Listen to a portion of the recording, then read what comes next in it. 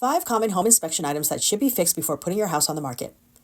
Wood rot is fairly common on the exterior of homes.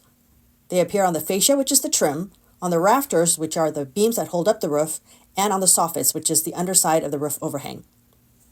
Outlets near a water source are required to be a GFCI outlet. Exterior GFCI outlets must be covered.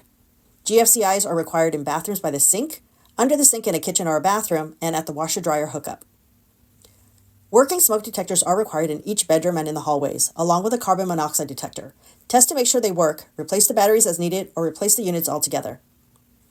The electric panel should be labeled. Many are hand-labeled with a marker, but a better choice are printed labels. These can be purchased at your local home improvement store. Lastly, faucets, heads, and sink stoppers must be in good working order. If there are leaks or if the sink stopper does not prevent the water from draining, these items need to be repaired or replaced. Follow at Alice T. Chan for home renovation tips, inspiration, and a peek behind the renovation.